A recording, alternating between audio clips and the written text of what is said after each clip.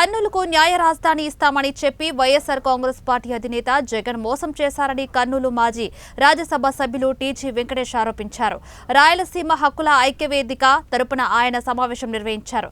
Summer capital లేదా winter capital ని ఏర్పాటు చేస్తూ ఇక్కడ మినీ సెక్రటరియట్ తో పాటు అసెంబ్లీని కూడా ఏర్పాటు చేయాలని గతంలో తాము డిమాండ్ చేశామని, కానీ తమ డిమాండ్ ని వారు పట్టించుకోలేదని ఆయన ఆవేదన వ్యక్తం చేశారు. ఇప్పటికైనా రాయలసీమ పట్ల పాలకులు చిత్తశుద్ధితో పనిచేయాల్సిన అవసరం ఉందని, ఓటర్లందరూ కూడా ఇవన్నీ గమనించి సరైన నాయకత్వాన్ని ఎన్నుకోవాలని ఆయన విజ్ఞప్తి చేశారు.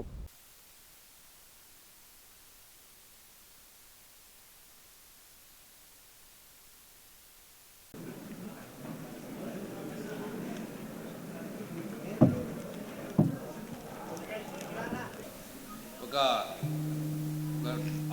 20 మినిట్స్ నుంచి 25 మినిట్స్ నేను తీసుకుంటాను. రాయలసీమ హక్కుల ఐక్యవేదిక ఏ సందర్భంలో నేను పెట్టాను, ఎందుకు పెట్టాను అనేది కూడా చాలామందికి తెలియదు. కేంద్ర ప్రభుత్వం కూడా బెంచ్ అయితే ఓకే ముందు కానివ్వండి, ఎందుకంటే హైకోర్టు అనేప్పటికీ హైకోర్టు జడ్జెస్ ఒప్పుకోవాలి, మళ్ళీ సుప్రీంకోర్టు జడ్జెస్ ఒప్పుకోవాలి, కేంద్ర ప్రభుత్వం క్యాబినెట్ ఒప్పుకోవాలి, ప్రెసిడెంట్ అవార్డు ఇవ్వాలి. ఈ హైకోర్టు జడ్జెస్ ఒప్పుకుంటారా లేదా తెలియదు, మనకు సుప్రీంకోర్టు జడ్జెస్ ఒప్పుకుంటారా తెలియదు. మేము చూపించాం, చాలా రాష్ట్రాల్లో కూడా ఉన్నది, ఇది పెట్టండి సమ్మర్ క్యాపిటల్ వింటర్ క్యాపిటల్, వైజాగ్లో ఒకటి ఇక్కడ ఒకటి, మెయిన్ ఆఫీసర్స్ ఢిల్లీలోనే పెట్టండి, ఇప్పుడంతా కంప్యూటర్లో ఎట్లా టర్న్ చేస్తూ వచ్చేస్తే అన్ని పేపర్లు అన్ని డీటెయిల్స్, ఒక 1 మంత్ ఇక్కడ కూడా అసెంబ్లీ పెట్టండి పోరాటం చేసాం. అది కాలేదు. హైకోర్టు బెంచ్ వచ్చింది, ఒప్పుకున్నారు. మరి జగన్ గారు హైకోర్టు ఇస్తామన్నారు. అది అయ్యే పని కాదని మాకు తెలుసు. కొంతమంది అడ్వకేట్లు వాళ్ళకి మద్దతు ఇచ్చారు, మేమురా మద్దతు ఇచ్చాం.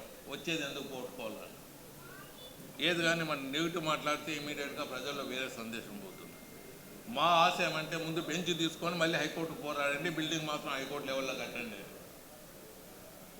అది పోయా ఇది పోయా. సుప్రీంకోర్టులో ఒక స్టేట్మెంట్ ఇచ్చారు గవర్నమెంట్ తరఫున, స్టేట్ గవర్నమెంట్ తరఫున, జగన్ గవర్నమెంట్ తరఫున. మాకు ఆ ప్రతిపాదనే లేదు, హైకోర్టు ప్రతిపాదన లేదు. హైకోర్టు బెంచ్ వచ్చేది పోయా, హైకోర్టు అనేది ప్రతిపాదన లేదు. కొంతమందికి లాయర్లకు స్కాలర్షిప్ ఇస్తూ ఉన్నాము అన్నారు, ఒక 3,000 అలా, కొంతమంది 5,000 రూపీస్. అవంతా వేల మీద లెక్క పెట్టే నంబర్లు అవి, కొన్ని సంవత్సరాలు ఇచ్చారు. దాన్ని గొప్పగా చెప్పుకుంటారు.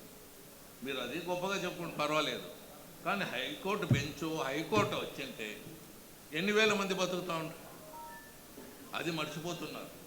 యాక్చువల్గా అవర్ డిమాండ్ సుప్రీంకోర్టు బెంచ్లో ఇక్కడ పెట్టాలని. హైకోర్టులో సమయకాలంలో తెలంగాణలో హైదరాబాద్లో పెట్టమని, మళ్ళీ అయినాక ఇక్కడ పెట్టండి అని. సౌత్ ఇండియాలో అన్ని హంగులు ఉన్నాయి ఇక్కడ. మరి ఈ విధంగా పోరాటం చేస్తూనే ఉన్నాం. ఈ పోరాటాలు ఎయిర్పోర్ట్ సాధించాం. నేను మంత్రిగా ఉన్నప్పుడు కూడా దాని క్లియరెన్స్ అంతా ఇప్పించాను. నేను హైకోర్టు కట్టించేదానికి ఫండ్స్ ఇప్పించాము, కట్టారు. కేంద్ర ప్రభుత్వ సహకారం కూడా ఇప్పించాం.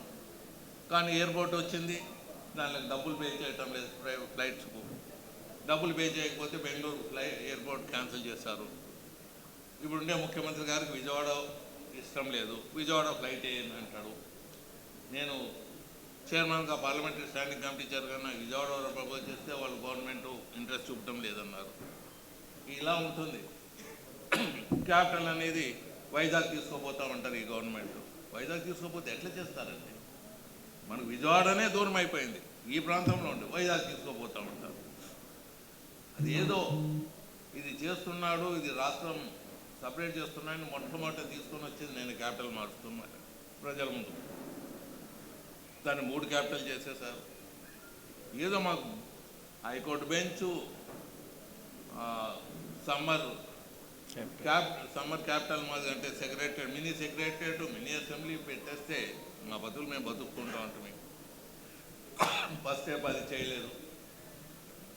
మరి చంద్రబాబు గారు నేను బెంచ్ పెడతానని మళ్ళీ వాళ్ళు మేనిఫెస్టోలో పెట్టారు. అది ఇంప్లిమెంట్ చేయాలి. అలాగే ఇంకా ఒకటి, నేను ఎందుకు ఇవన్నీ చెప్తున్నా అంటే, నేను ఈ తూరి మా కొత్త డిమాండ్లు ఏం పెట్టడం లేదు. వాళ్ళు ఒప్పుకున్న డిమాండ్లనే గురించి మాట్లాడుతున్నా.